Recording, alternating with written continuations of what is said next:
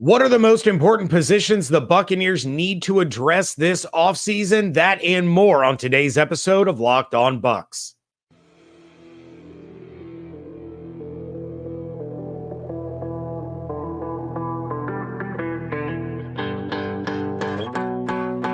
You are Locked On Buccaneers, your daily Tampa Bay Buccaneers podcast, part of the Locked On Podcast Network, your team every day.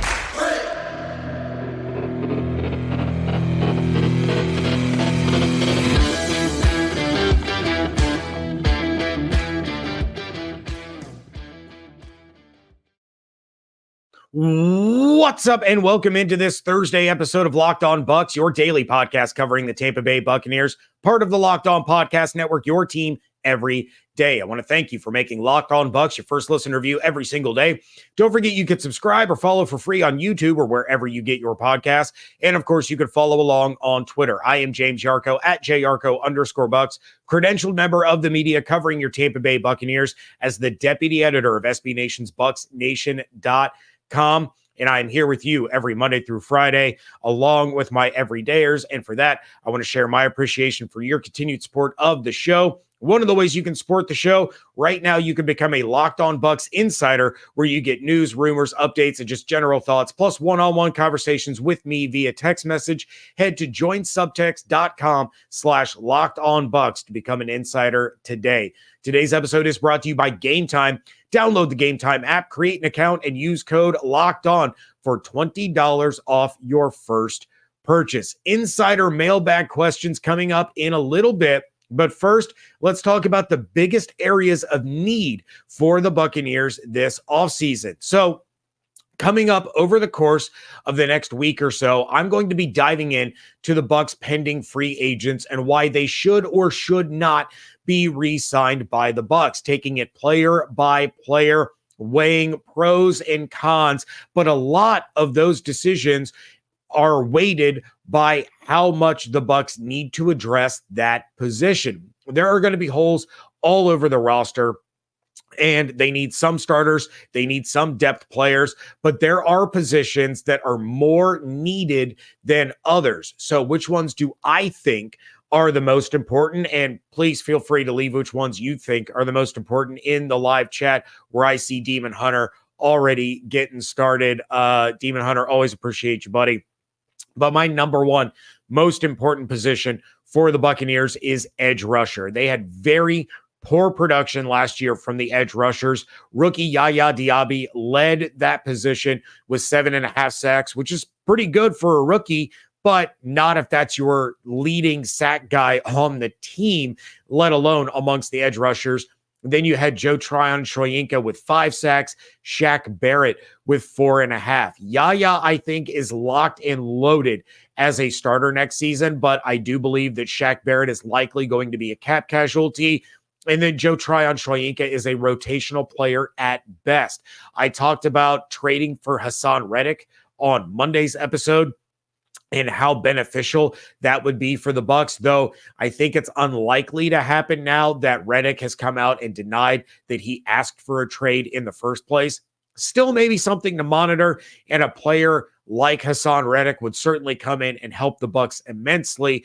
But this, to me, seems like a prime position that the Buccaneers are going to target in the first round with pick 26, or even potentially a move up to get their guy. And Jared Verse out of FSU seems to be a popular name linked with the Bucs early on in this draft process.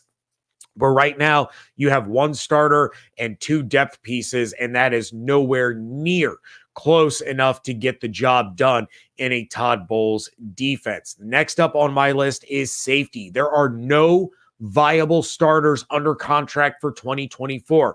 Antoine Winfield Jr. is a must sign if this team is going to have any chance of success. He does too much in Todd Bowles' defense for them to replicate that with somebody who is in free agency right now or in the draft. Antoine Winfield Jr. is a very unique player. There are only 3 safeties under contract for next season. You have Richard LeCounte, Josh Hayes and Kayvon Merriweather. None of those are starting caliber. In fact, two of them are pretty much practice squad or special teams guys. Christian Izien is listed as a safety. He's the slot corner. I think he's going to maintain that starting position next year. Now, Zion McCollum did well at safety late in the season. And the Bucs may be thinking of moving him back there, but he can't be the anchor guy. He would have to be back there with Antoine Winfield Jr. if that is going to work.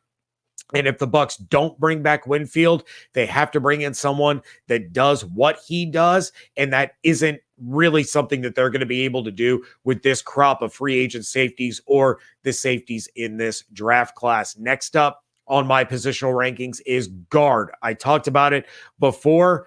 Stinney didn't get the job done to the level that they need in both facets of the offense, in pass blocking and run blocking. He is a solid depth guy, and I absolutely believe that the Bucs should bring Aaron Stinney back, but he is not quite there as an every week, every down starter. Other than that, you have Logan Stenberg and Cody Mauch on the roster right now. Cody Mauch, he's your locked and loaded right guard.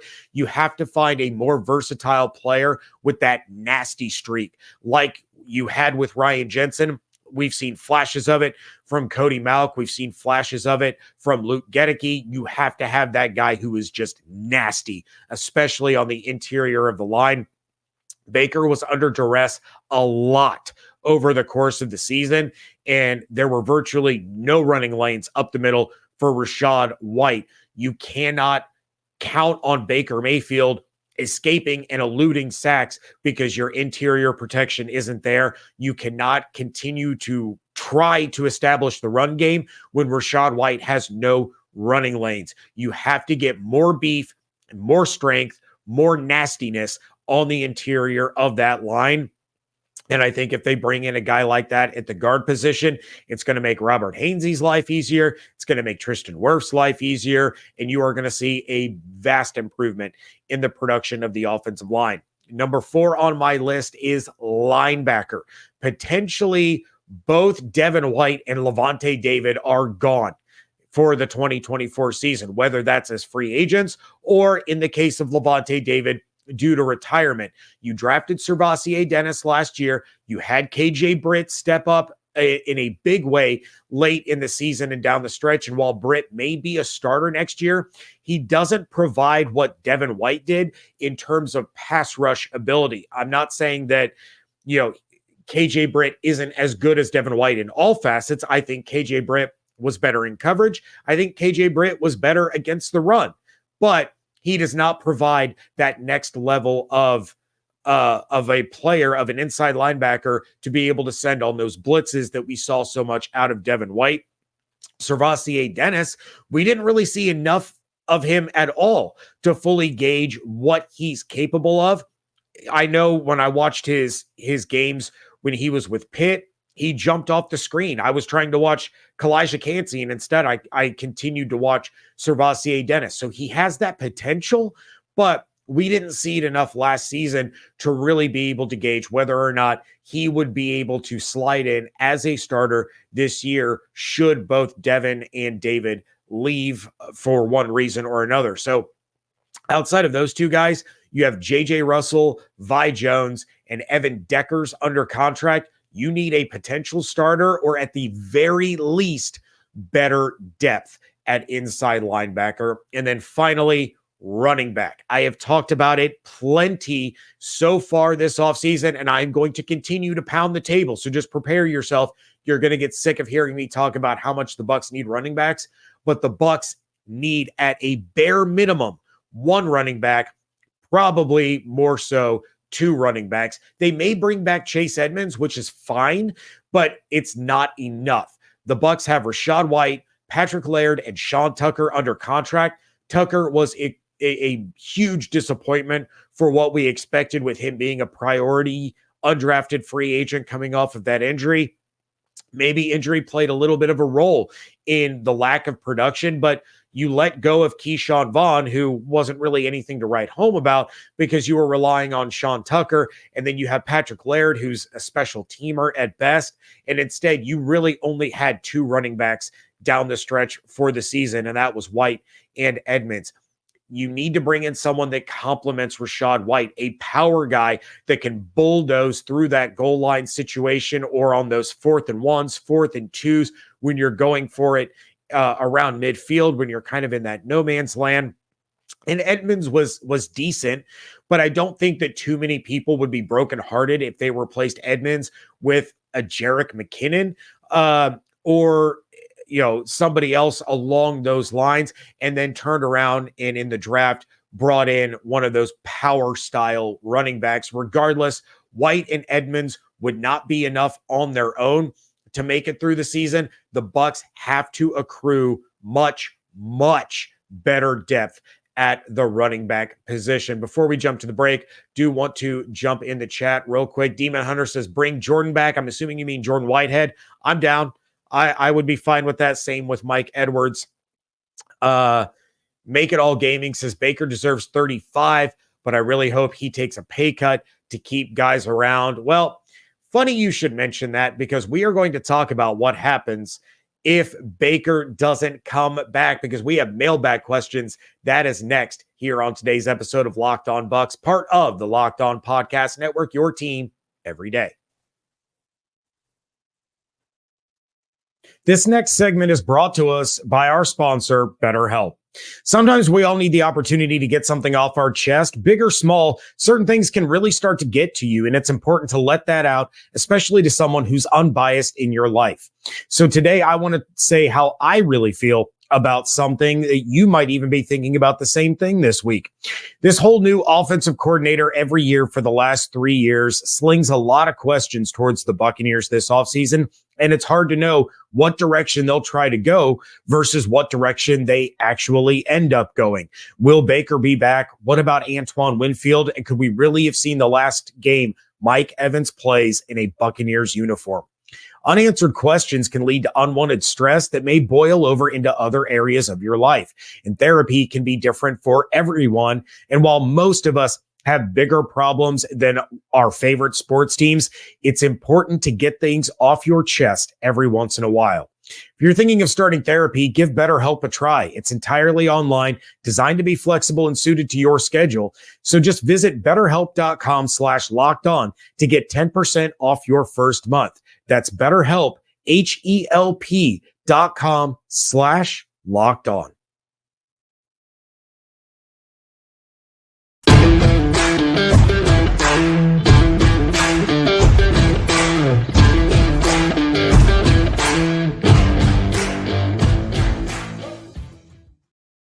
Thank you again for making Locked On Bucs your first listen review every single day. Everydayers, make sure you are coming back tomorrow.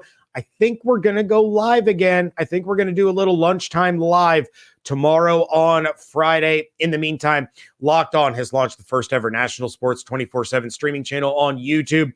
Locked On Sports Today is here for you 24/7, covering the top sports stories of the day with the local experts of Locked On, plus our national shows covering every league.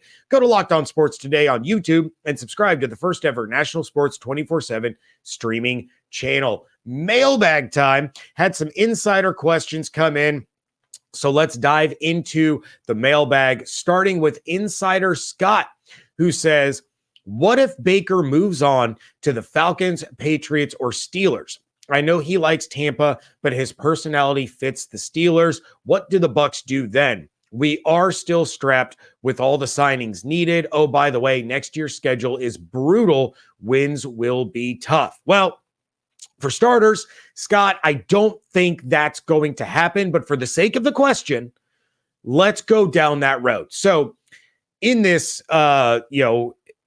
timeline of the Buccaneer multiverse, Baker does not like the deal that the Bucs offer. He hits free agency and gets a mega deal from, we're going to say, the Falcons. I don't think it would be Pittsburgh. I think they're going to stick with Kenny Pickett for the time being. Where do the Bucs go from there? There are three options. First one is you sign a quarterback in free agency. I already expressed that I'm not a huge fan of the choices in free agency. I don't think any of them are going to be an upgrade over Baker Mayfield. Arguably, Kirk Cousins would be, but coming off of that injury concerns me. I think he's better suited in Minnesota. I don't think he would do as well in Tampa as he will in Minnesota with a system that he's already familiar with rather than coming down to Tampa. But he's really the only one that I think among the free agents would be a better quarterback in 2024 than Baker Mayfield. So if they're not going to pony up for Kirk Cousins, you can look at a guy like Gardner Minshew or Tyler Huntley on a one-year prove-it deal like they did with Baker this past season. And then you have another quarterback competition with Kyle Trask. I could absolutely see something like that happening. And that would also free up a lot of money for guys like Mike Evans and Antoine Winfield Jr. and the Tristan Wirfs extension. Rashad White's on a contract year, because now instead of $20+ million on a quarterback, you're spending under 10. And then those savings can go a really long way. Now, in that same vein as the free agent route, I didn't list this as an additional option. I'm kind of rolling it into option one. You could try to pull off a trade. Maybe the Pittsburgh Steelers do want to move on and you can trade for a Kenny Pickett who's going to be on that rookie deal. It's going to be less expensive. Maybe the Bucs want Justin Fields. They shouldn't, but maybe they do. And you're willing to give up this year's first, next year's second, a couple other picks here and there to get the deal done. That means Chicago can get Caleb Williams. They can get Marvin Harrison Jr. With the Bucs, pick number 26. They can get another wide receiver, or maybe they go tight end and really have a completely revamped offense for Caleb Williams and the future of the Chicago Bears. Teams like Washington or New England have more firepower to pull off a trade like that, but the Buccaneers could explore it. Now, option two is you draft someone. And as I've mentioned on the show a couple of times, you're looking at pick 26, unless you're moving up, and maybe you still do have to move up. You're looking at a Michael Penix or a JJ McCarthy. And even then, like I said, you may have to move up from 26 if those quarterbacks start flying off the board. And then you're in a situation where it's baptism by fire. I don't think either one of those guys is ready or capable of starting from day one and succeeding. And you may end up doing more harm than good by putting them in that situation. Or on the flip side, maybe you catch lightning in a bottle and you have the steal of the draft. The success rate of first-round quarterbacks over the last 10 years is legitimately a coin flip. You're looking at about a 50% chance that you hit and a 50% chance that you bust. So either you hit or you don't. And if you don't, you likely have the same outcome as option three. And option three is you start Kyle Trask. It's the last year of his deal. And I know I'm going to get hate for it, and that's fine. I know there are the Kyle Trask super fans. It is what it is. You guys know my feelings on Trask. I like him. I don't think he's a starting caliber quarterback in the NFL. I just don't. But he's entering the last year of his deal, and if he's not going to start for the Bucs, he's likely not going to start anywhere. You let him compete for the job last year, and I don't exactly think that it was a real or a fair competition, but you might as well give him that shot in this scenario. So if he succeeds, that's awesome. I'll eat my crow. You guys in the chat can tell me how stupid and wrong I was. Then the Bucs can turn around and lock him up long-term and have your homegrown quarterback of the future. If not, because, as Scott mentioned in this question, the schedule is going to be tough. At least as the way things look right now, it's going to be a very difficult schedule. Now, the way the schedule looks in February compared to the way it's going to look in September or October are two very different things, but on paper, the Buccaneers have a tough schedule. You are probably going to end up with a top 10 pick and have the opportunity to draft a potential franchise quarterback in 2025, which is what I think would happen if they draft a quarterback this year. The difference is, if you draft a quarterback this year and you end up with a top 10 pick, you're stuck. You're not drafting another quarterback. You are stuck with whatever player you took this year, hoping that he pans out. And if he doesn't, now you're setting the franchise back years, and you could be looking at massive layoffs from the coaching staff to the front office. if you land a top 10 pick next year, rolling with a Kyle Trask or rolling with a Gardner Minshew or a Tyler Huntley, you're looking at guys like Shedeur Sanders, Carson Beck out of Georgia, Quinn Ewers out of Texas. And there's probably going to be a couple more quarterbacks that emerge throughout the season, but those are the big names right now for the 2025 draft. Also, in 2025, you're looking at free agent quarterbacks like Jared Goff, Jordan Love, Dak Prescott, Trevor Lawrence, Tua Tagovailoa, and Justin Fields. And of course, not all of those guys are going to actually hit the market, and maybe none of them will, but there's the potential that you could find yourself in a situation where you can bring in one of those guys.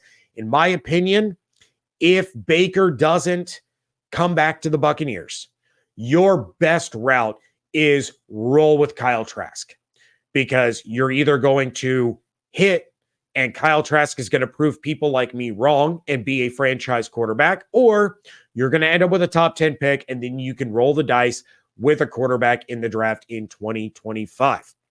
I'm going to jump to the chat coming up out on the other side when we get ready to play the worst game of Would You Rather in the history of this show. That's next on today's episode of Locked On Bucs.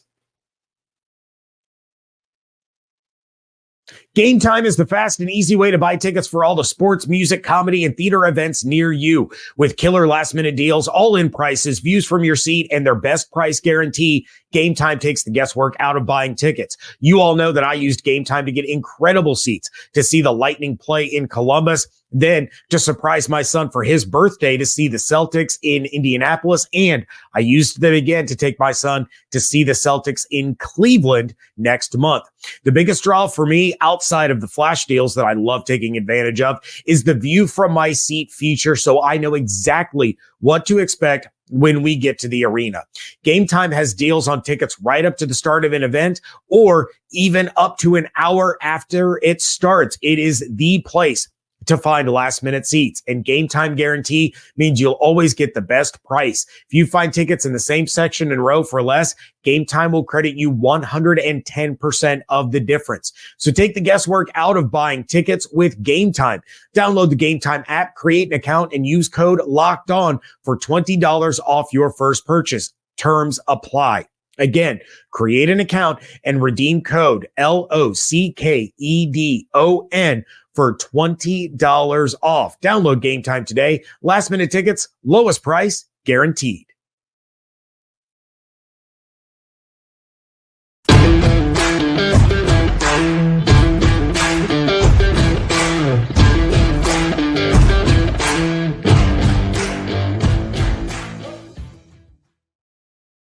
Wrapping things up here on a Thursday edition of the Locked On Bucs podcast. And I'm going to jump in the chat real quick before I continue on in the mailbag.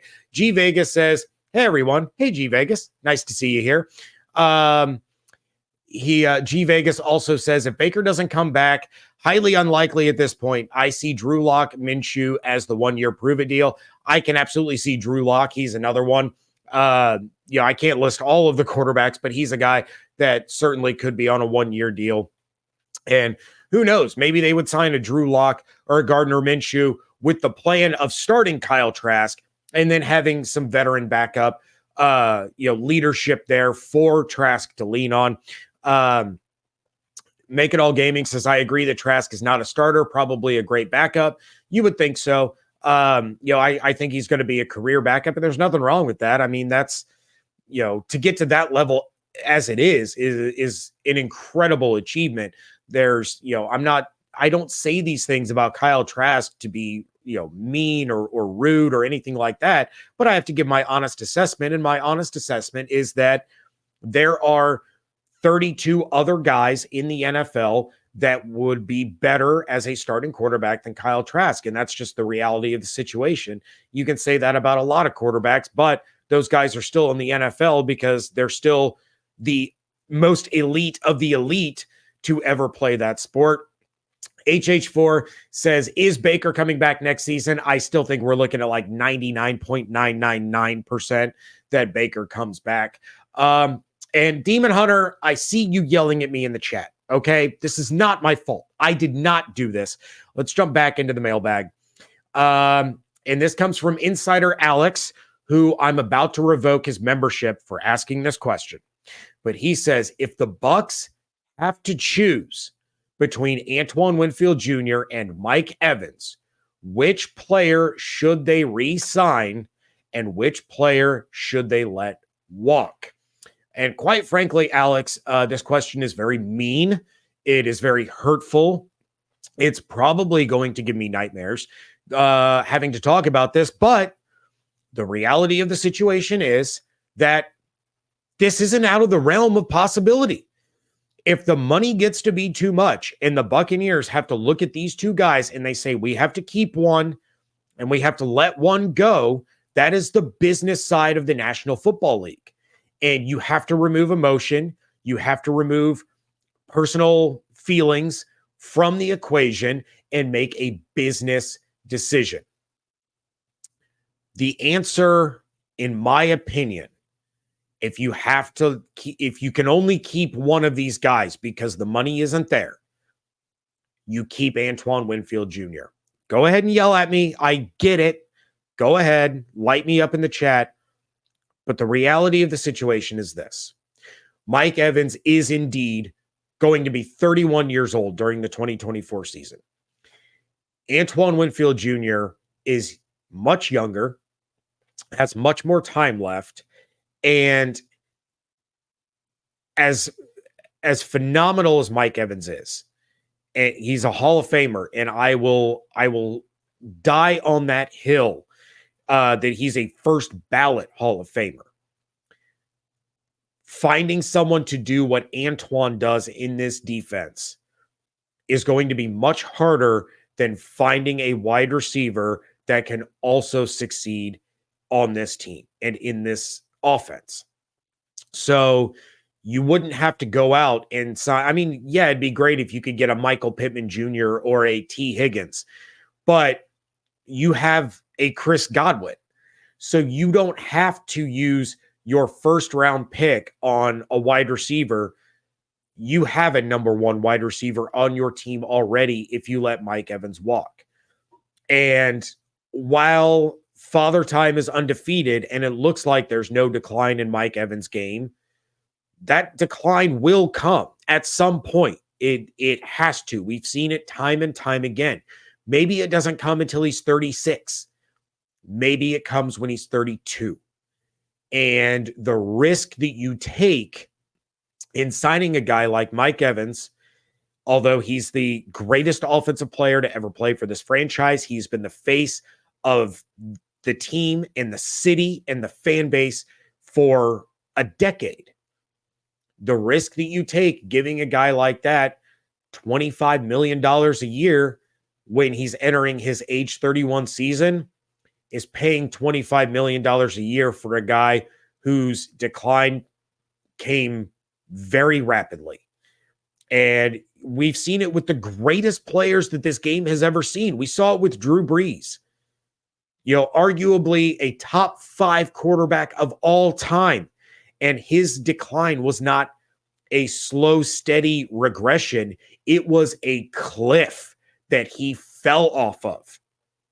We have seen it with Larry Fitzgerald. We've seen it with Emmitt Smith and Jerry Rice and some of the greatest players to ever play. And so when you have to make a business decision like that, and you have to decide between the young anchor captain of your defense or the aging face of your franchise and greatest offensive player to ever play in the city of Tampa, it's going to hurt no matter what you do. But the smart business decision is to lock up the young guy. And it sucks to say that. And Alex, again, I'm furious with you for asking me this question, but it's something that isn't out of the realm of possibility. And that's the situation that the Buccaneers find themselves in. It's a situation that a lot of NFL teams find themselves in and year out, where they have a franchise guy that they have to let go, that they have to let walk away. So I'm going to jump into the chat one more time real quick before we get out of here. Make It All Gaming. says, unfortunately, it would probably be Mike that walks. I would agree. It probably would be. Tsunami Show says franchise tag Winfield if it came down to it. I talked about that earlier in the week. If you haven't caught that episode, go back. I think I talked about it on Tuesday, where it might actually be cheaper for the Buccaneers to franchise tag Antoine Winfield Jr. this year than what it would cost as an average annual value on a long-term deal just because of his market value. San Anto Gato says Winfield must stay, otherwise defense will not make it next season. I agree. Make It All Gaming says Antoine Winfield Jr. means way too much to the defense to let him walk. I agree 100%. And then Make It All Gaming also says the salary cap can be manipulated. Multiple teams have been proving that over the last few years with the restructures and signing bonuses. It's possible to bring them all back. It absolutely is. And Jason Light and Mike Greenberg in the front office of Tampa are some of the best in the business at creating cap space. Eventually, the bill comes due. We saw that last year with Tom Brady. That's why they were so cap strapped. But it absolutely is possible to bring all of these guys back. But Alex asked the question, and I felt it deserved an honest answer that sometimes these decisions do have to be made. And so what would I do if I was sitting in Jason Light's chair and I had to decide between Mike Evans and Antoine Winfield Jr.? Of course, I want to bring Mike Evans back. Of course, I would love for Mike Evans to do what even Jerry Rice didn't do and play for one team for his entire Hall of Fame career, breaking Jerry Rice's records. But you have to make the right business decision for all of the players, all of the front office workers, all of the coaches, everybody inside of that building. You have to make tough decisions like that. And we see teams have to do it all the time.